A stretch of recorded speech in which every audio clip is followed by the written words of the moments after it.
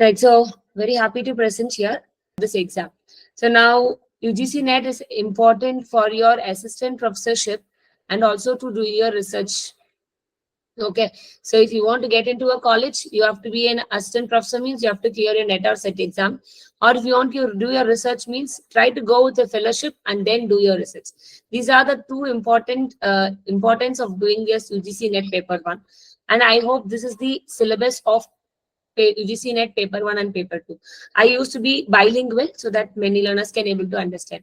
So in this paper, we have two paper 1 and paper 2. I'm going to focus on paper 1. So paper 1 has 50 questions and this 50 questions covered by 10 important topics. Then I have been taking classes on YouTube also for this paper 1. Many learners don't know the importance of paper 1.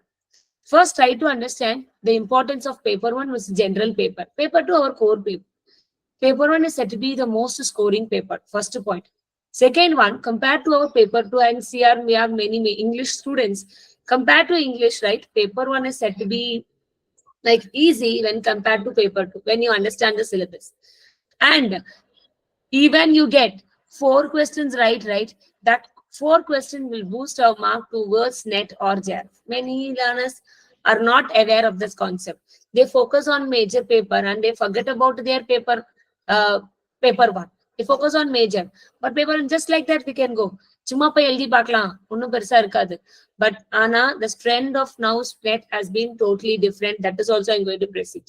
Okay, so for that, I'm just giving you some do's and don'ts of paper 1. Now it is September. Right? September 11th today.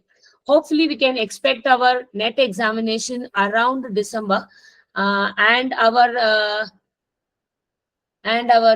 set examinations around October. It was being getting information that by October we can expect our TN set examinations. So yeah, so for that examination, if you are a new learner, start your preparation right now. Start your preparation early and focus on paper 1 little bit, so which will boost your score. And start one more important point, you have to start with the easy theoretical points. I'll be telling you what are the easy theoretical points, difficult point, practice oriented points. I'll be PYQs ஏன் பார்க்கணும் அப்படின்னு சொன்னா pattern தெரிஞ்சுக்கிறதுக்கு. The learners யாரெல்லாம் வந்து ஒரு 2015-16ல net clear பண்ணியிருந்தாங்களோ அவங்களுக்கு இந்த பேட்டர்னை பார்த்தோம் அப்படின்னு சொன்னா it will be entirely different. Those who have cleared in the 2012 and 13, if they look at the paper 1 now, it will be entirely different. Entirely it will be different because trend has been changed, right? Pattern change ஆகிக்கிட்டே இருக்கு. So definitely previous year questions are definitely நம்ம பார்த்துதான் ஆகும்.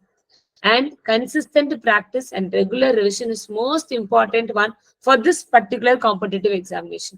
Consistent practice means சில பேர் சொல்லுவாங்க நான் வந்து 6 மாசமா ப்ரிப்பேர் பண்றேன், நான் 1 வருஷமா ப்ரிப்பேர் பண்றேன், 2 வருஷமா ப்ரிப்பேர் பண்றேன். But in between time they might have done some mistake. அவங்களோட கன்சிஸ்டன்சில ஏதோ ஒரு தப்பு இருக்கும். இன்னும் நிறைய ரெஸ்பான்சிபிலிட்டிஸ் இருக்கலாம், டிஸ்ட்ராக்ஷன்ஸ் இருக்கலாம். So they may go out and come, right? So that makes them to move away from their preparation. So consistency போயிடும். So papers மறந்து போயிடும். நிறைய consistent practice and their regular revision is most important. There are learners who say, ma'am, I did last 2 months only paper 2. Just like that, I take paper 1, but I did not remember anyone. It will not happen because you have to do your revision for paper 1 also, right? That is most important in terms of paper 1. Okay, next, always stay calm with a positive mindset. This time exams has come. I think 21st English paper has happened, right? For English. For them, paper 1 was okay, moderate to easy to moderate level partly. But there are many learners who are saying that we lost by a few marks and all those things. But the paper 1 trend has been changed drastically. I will be showing you. Right. And don'ts. If you are a new learner, if you are just going to start now, don't procrastinate. And the important point is don't ignore your paper 1. It is most important, especially for papers like English, education, economics, and all other papers. The score that you get in paper 1, which will be helpful to boost your score towards NET or towards JRF. Even when you miss 2 marks, right, that will be affecting your JRF or your NET. So be very careful. Don't ignore paper one. And important, your health and well-being. And the last one, don't rely on too much of resources. Getting material from that one, from YouTube, from online resources, so many materials. I have seen people, right? Even if you take me, when I was been preparing, in my laptop, I have so many folders and files are there regarding paper one and two.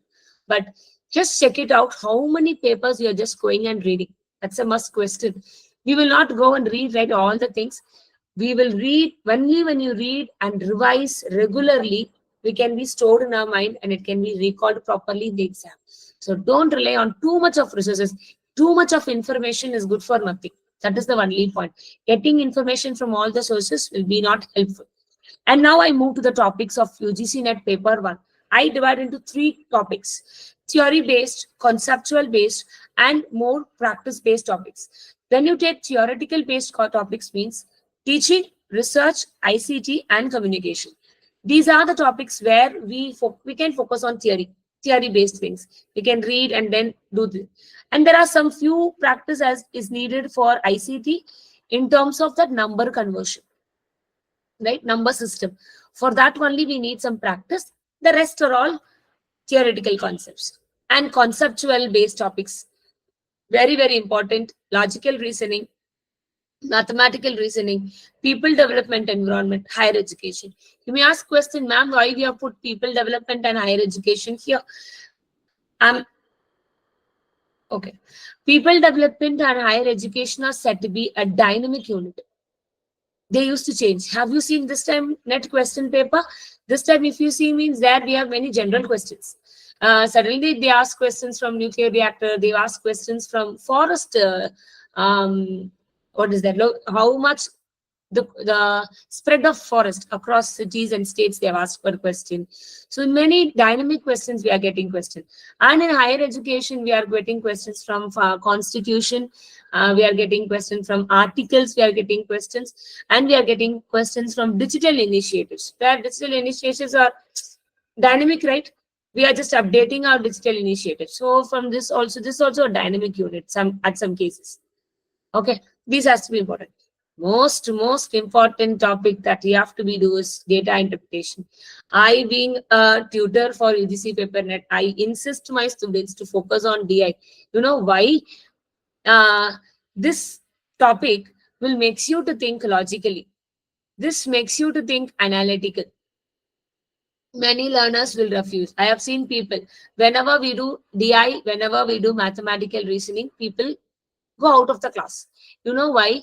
We have been habituated mentally that DI is hard. DI is hard. And we are habituated that we don't know maths. We are not aware of maths, especially literature students, especially art students. They have a mindset that we don't know mathematics. We are not good in maths. We will not able to do mathematics. It is difficult. This mindset, right, automatically will not allow you to touch maths. I would like to give you an example of my own student. She's my first student, actually, to be safe, for the UGC NET. She was an English student. And then she got JRF. She used to tell me, ma'am, I don't know maths. I will not do DI, she used to say. But I just forced her on regularly, right? She practiced some 15 to 20 days. She will come to my home, she will study with me, and I taught her. And at last, right, in that exam, she got 3 questions out of 5 in DI, because she used to say, I will not touch DI, ma'am. This is what the statement she used to give. But it is very important. It will coming to you by means of practice. By means of practice. That is most important. Learners, please try to understand the importance of DI. I think RC is not tough for the English literature students, right? Because it is comprehensive way. We have to read and understand. For other major students also, I give you some tips how to do RC at the end. Okay, so this is how the topics we have to categorize: theory, conceptual, and practice-based topics. If you want to say anything, you can just unmute yourself and you can talk. Okay. Okay. And today what I'm going to discuss is, these are the 5 topics. I hope, learners, you are very clear with the things I meant regarding UGC NET paper 1. This is very important. If you want to score JRF or if you want to go towards NET, this paper 1 score will boost you. Even though if you get out of 200 in major paper like 160, but if you get out of 50, sorry, out of 100, out of 100, if you get less than 32, right? If you get 32 means you are said to be failed. You will not be taken into the that cutoff. You will not be taken into that one. For general category, you have to score more than 40 out of 100 for general students in paper 1. Other students, OBC, SC, ST, you have to score more than 35. It means that you have to get 20 questions right in paper 1 for general category, and here you have to get 18 questions correct in terms of OBC, SC, and ST. That keep it in mind. Even though you get very good score in paper 2, if you get less than this 40 and less than this 35, you are considered to be failed. You will not be taken into that category of top 6%. That you have to keep in mind. Okay, right. So this 20 questions and 80 questions are most important. This is the eligibility criteria of getting into the next level. Am I clear, learners? This you have to keep in mind. Then the rest is here. Then the rest is in the hands of how much mark you score in paper 1. Automatically goes to your score. So these are the topics I'm going to discuss today. I like to start with teaching aptitude. Okay, so this is the current trend, learners, as per this June re-examinations. 1 minute.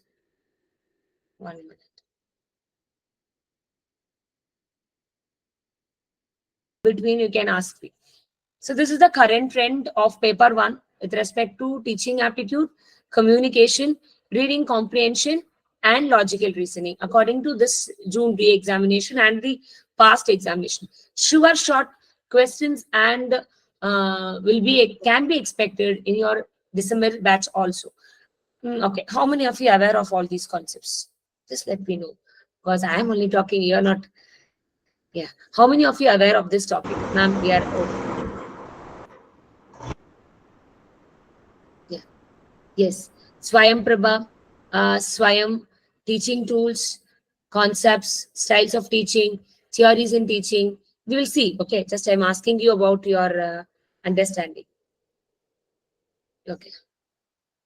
Please let us be interactive, learners. Let us be interactive so it will go very lively. Okay, no problem. So these are the topics that we can expect in our upcoming exams also. Swayam Prabha, Swayam and all most expected.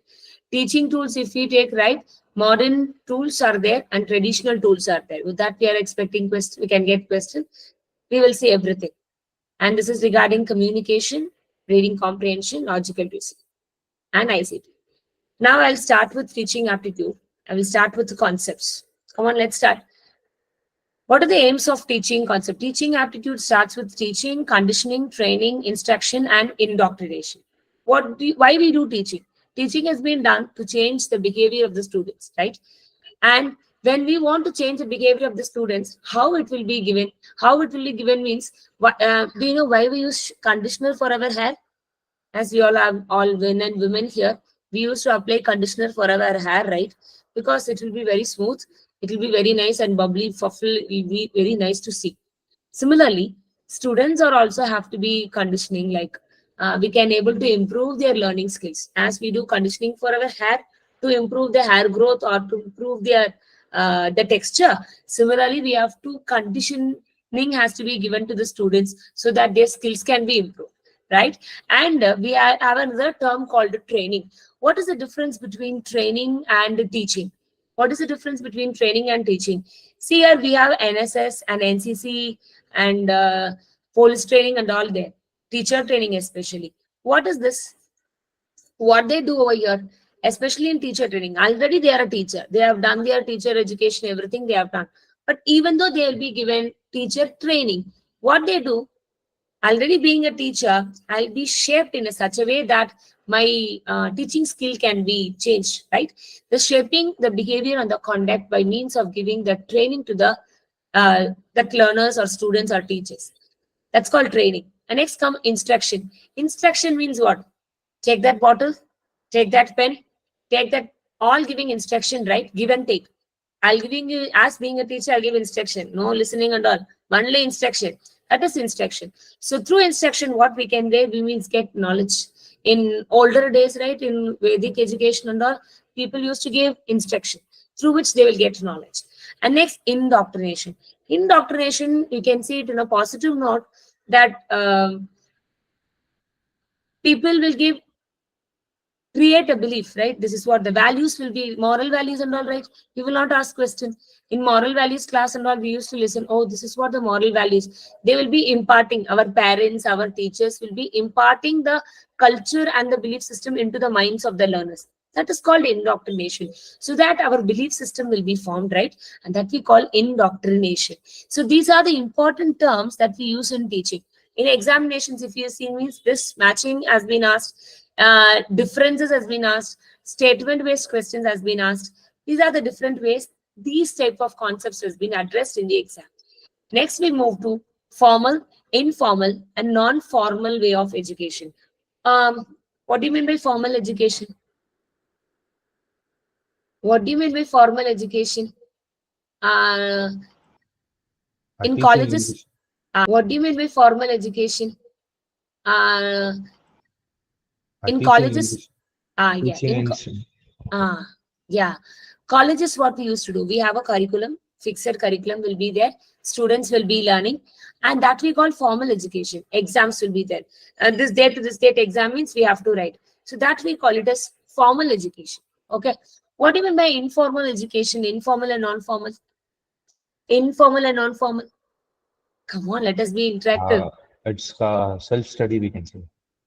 Self-study, like studying in online, right? Studying in through books, we can say. Whatever we do on our own, right? We call informal. And what do you mean by non-formal education? Non-formal. Open stage. Open stage. Okay, Going then. to coaching classes. For coaching classes. Okay. Huh? Which we receive outside educational institutions. Yeah, exactly. Outside the school system when we study, right? And that we call it as non-formal education, we used to say. So these are the different forms of education that we receive. Now, nowadays we have MOOC courses. Okay, MOOC courses comes under what kind of education? It is informal or non-formal? MOOC courses. Non-formal. Sorry? Very good. Come on, tell me, no problem. Non-formal. Non-formal. Okay. When you learn from your friend, what kind of teaching it is? Informal. Informal. Yes. Okay. When we learn from our friend, when we learn from our peer group, from my children, from my students, when I learn, it's informal. Whenever I go for like distance education, MOOC courses and all, we call non-formal way of education, right? And with this non-formal only, now NEP is moving towards. With this NEP is moving towards this non-formal, like lifelong learning. Okay, lifelong learning, adult education, and going towards self-learning, all going towards this non-formal learning. NEP is moving towards. Next, we go to basic teaching education models. Very, very interesting one. Pedagogy, andragogy, and pedagogy. Pedagogy, andragogy, and pedagogy. Pedagogy means what? Kids. Kids are there, right? Kids are there. Our children will used to read in terms of pedagogy. Then andragogy means adult education, where we used to learn, right? Self-directed. We know, okay, we are all adult learners now. We are all doing andragogy, am I right? We are all adult learners coming on your own. Need to prepare for your net examination, need a guidance, so you come here and we are just doing the discussion. Andragogy. And then hedagogy. Hedagogy means what? It is a management of self-management, a step ahead of andragogy. It is called hedagogy. So here we have a key terms called engagement. This is cultivation and this realization. In exam point of view, we have to be clear who proposed this one. Pedagogy means what? Whenever we look at children, right, they do rote learning. But in some cases, adult also sometimes doing rote learning, but it is not the case. Adult learning should learn by means of understanding. Next, we will be seeing in Bloom's taxonomy. It is a facilitation of learning for adults. So whenever we do learning on our own, don't focus on rote learning. I used to tell for paper one learners when I used to coach them, don't expect the same question what we discuss here in the examination. No tutor can give you that 50 question and the 100 questions in the examination same through any kind of. Only if we get the question paper, we can give that 50 question and 100 question. Am I right? Then obviously the exam will be cancelled as happened in June exam. Okay, that is not possible. So what we can do is we can able to connect the questions. That is the only thing. We can connect questions. So andragogy means what? Adult learning. Pedagogy means what? It is management of learning. A one step bigger ahead of andragogy. Always when you study, what is the term? Who proposed? What he proposed? When he proposed? These all the things are most important for anything that you learn.